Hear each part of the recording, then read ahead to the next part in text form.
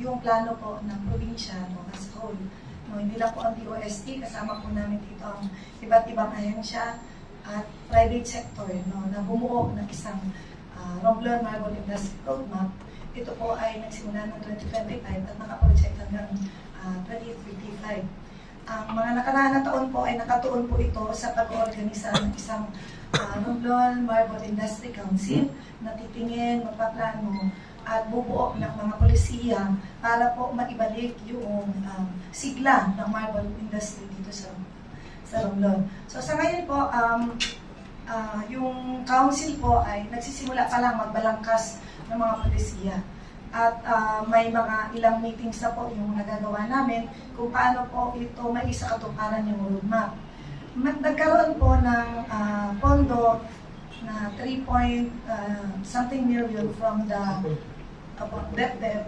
So gumawa po ng proposal ang provincial office para po ito makaagapay sa mga proyekto na po na sinusuportahan ng DOST. At dito po mag-i-introduce tayo ng robot arm para ito po yung sumasagot doon sa concern na nababawasan na daw po ang mga bata o ang mga artisans na nagka-curve ng marble. And siguro dahil hindi na nga ganun ka appetizing yung kinikita nila kung bakit nawawala yung mga artisans ito. So dahil ayaw nating mawala yun, so nagkaroon ng ganong inisyatiba na magkaroon ng ganong proyekto. At sa kasalukuyan po ay nasa procurement process pa lang at inaasahan na bago matapos ang taon, dadating na po yung mga makabagong kagamitan na tutulong para maibalik yung sigla din ng mga artisans at matuto sila na ibang pamamaraan kung paano ito magamit. Sa taon po ito, masasabi ko nakaagapay naman kami doon sa roadmap namin ginagawa. Ang deliverables namin for this year ay makapag-introduce ng bagong design, makapaglabas ng polisiya, at ito po ay inaasahan at naniniwala kami na magagawa namin sa taong ito. At ang ultimate goal natin dito is magkaroon ng isang Romblon Marble Center, na talagang sa kabuuan ay i-adjust nito yung pangangailangan ng industriya, ipakikita sa buong mundo kung ano yung kalidad ng aming marble, na magkakaroon ng R&D na area, patuloy na pagsasaliksik kung paano ito mas mapapangalagaan, mapapaganda yung kalidad ng mga produkto. At sa huli ay makasabay, sabi nga natin, kailangan natin maging competitive. And at sa huli ay kasama din dito yung pangangalaga na yung marble ay hindi yan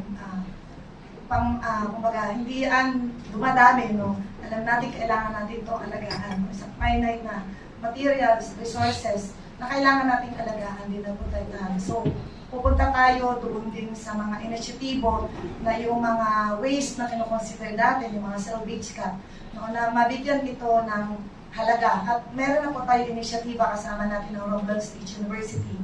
At ito po ay yung pagpaprocess sa calcium carbonate, Ito yung mga pinroseso pa na mas mabuti ay ito yung maaaring ilagay sa pintura, even sa pharmaceuticals ay ginagamit. At nagsimula na po tayo dito. So pinalalawak na lang po yung production, pagpapaganda ng produkto at paghahanap ng magandang market na magbibigay ng nakakatuwang presyo para po naman hindi ma-discourage yung ating mga nasa marble industry sa For the record na po, ano po yung pinaka-ultimate goal natin by 2032 po, as you said? Yun po, magkaroon tayo ng isang maunlad na industriya ng marble.